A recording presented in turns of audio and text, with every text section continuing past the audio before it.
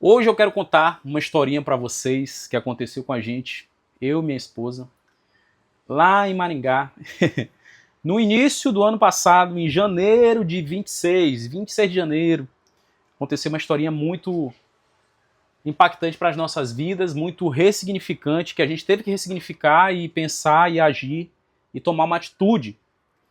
Quem conhece a gente sabe que a gente morava aqui em São Luís, hoje eu tô morando em São Luís, graças a Deus. Olha, tô morando porque eu amo minha cidade, porque é uma cidade maravilhosa, assim como também Maringá é, antes que vocês me julguem. Maringá também é uma cidade maravilhosa, gosto muito. Mas aconteceu uma situação que foi pesada pra gente, pra mim e pra minha esposa.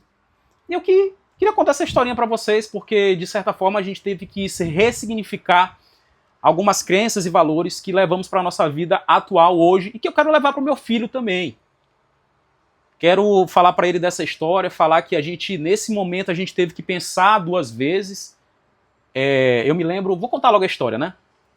Assim, a gente tinha acabado de chegar em Maringá, no mesmo mês de janeiro, a gente tinha um carro, uma Hilux, acho que todo mundo sabe que carro é esse aqui no Brasil.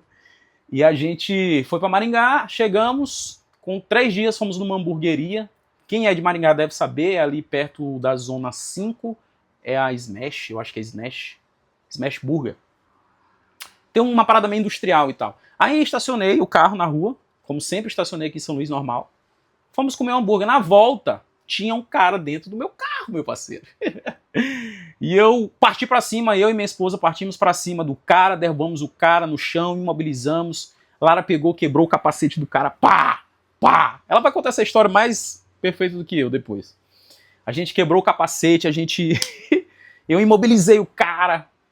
E aí o cara veio numa moto e deu 2 disparos. Um disparo pra cima, pau! E eu pensava que era o escapamento da moto. Mas aí Lara, bebê, Otávio, larga, solta ele, que eu tava segurando o cara. Solta ele. E aí o cara da moto deu outro disparo em direção ao muro onde tava eu segurando o cara. E aí eu soltei o cara no espanto, o cara meio gordinho, vazou na moto. E cara, eu e Lara ficamos arrasados. Meu óculos, esse óculos aqui, pessoal.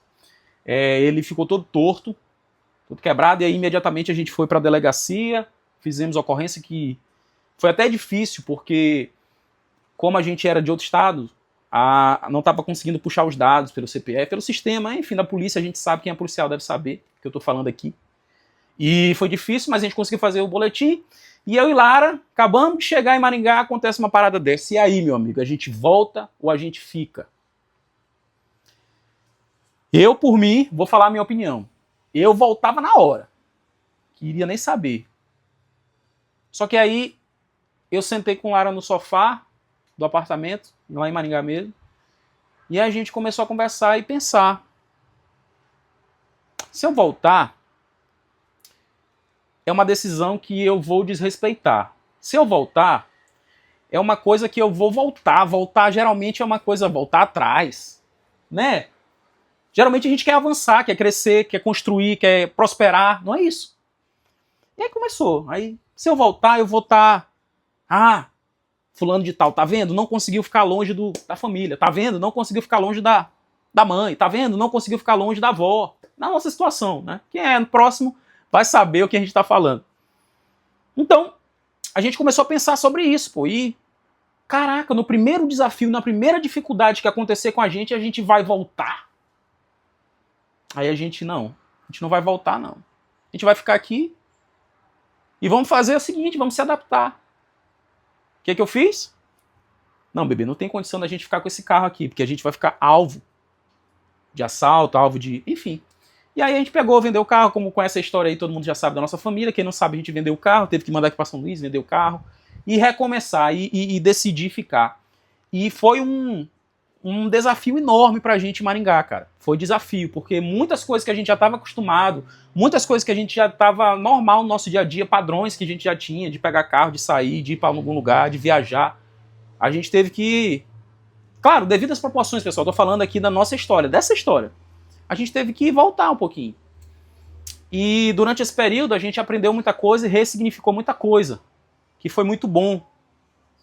E eu acho que fez com que eu crescesse, valorizasse, com que Lara também crescesse, valorizasse algumas coisas. E esse vídeo é justamente para que você possa perceber e valorizar e agradecer o que você já tem, cara.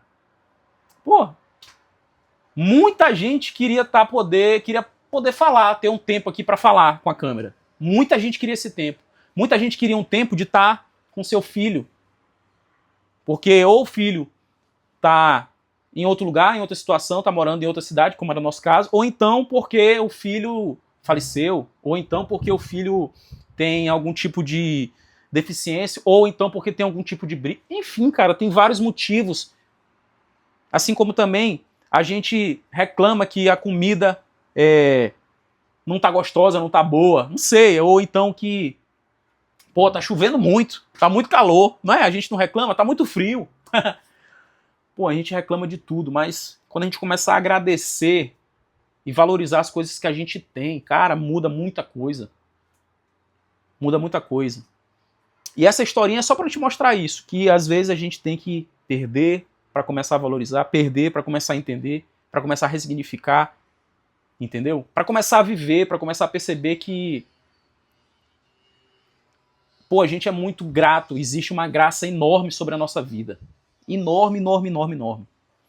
Há 2000 anos atrás tem uma palavra que diz assim, onde abundou o pecado, onde abundou a sujeira, em outras palavras, onde abundou tudo que é de ruim, de situações péssimas, terríveis, superabundou a graça de Deus.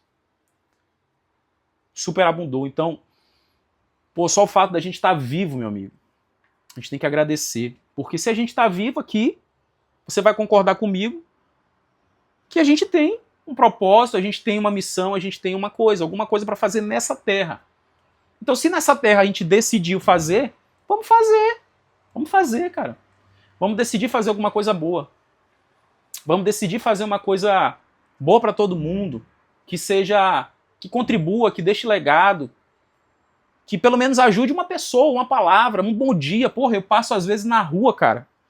Eu via isso muito, desculpem aí, o pessoal do sul, sudeste, mas às vezes, pô, tem uma cidade, eu vou falar aqui, São Paulo, por exemplo, a gente às vezes dá o bom dia e não é cumprimentado. Eu acho que aqui no Nordeste é muito mais próximo, caliente, mais quente, né? Mas a gente fala bom dia, tudo bem? Como é que você tá? Oh, rapaz, tá tudo bem. Por exemplo, a avó da minha esposa, a dona Iolete, quem conhece sabe, é uma pessoa muito, muito, muito, pô, muito gente boa, muito cativante, conversa demais. Então, às vezes a gente não dá um bom dia para um cara da limpeza, ou pro cara que é porteiro, ou pro cara que tá abastecendo nosso carro. Pô, e o cara só precisa de um bom dia, meu amigo.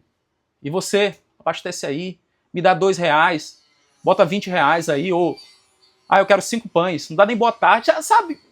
Não tem percepção. Pô, eu agradeço muito a educação que eu tive da minha mãe e do meu pai, que, pô, eu falo com todo mundo, respeito todo mundo. Todo mundo tem um nome, tem uma identidade. Deus te deu isso, meu amigo. Nem isso aqui é igual, pô. Isso aqui, ó, a digitais é tudo diferente, os cabelos são tudo diferente. Meu cabelo, então, tá até enorme aqui, eu tenho que até cortar. Amanhã eu vou cortar. Mostrar pra vocês onde é que eu corto o cabelo lá na quadra. Mas tá enorme, tem que cortar, porque cresceu, meu amigo. Tudo é evolução, tudo cresce. Então, pô, eu acho que você, quando decide fazer o bem pra outra pessoa, pô, vai vir muita coisa boa. Porque se a gente for ver na palavra mesmo, tudo é você plantar para depois colher, não é? Tudo na terra é. Não, eu vou fazer um investimento, daqui a algum tempo eu tiro esse investimento. É ou não é? É assim que a gente pensa. Não, eu vou plantar batata para colher o quê? Pimenta? Não, pô, batata. Se tu tá plantando batata, vai colher batata. Milho, soja. Então tudo é plantar e tudo é colher. Então se você começar a plantar coisas boas, você vai colher o quê? Coisas ruins? Não, meu amigo. Coisas boas. Começa a pensar nisso, pô. São coisas simples que ressignificam o nosso dia, o nosso pensar, o nosso agir. E a partir do momento que tu começa a pensar nisso e falar sobre isso, tu vai ver que coisas boas vão vir. Coisas boas vão vir. Porque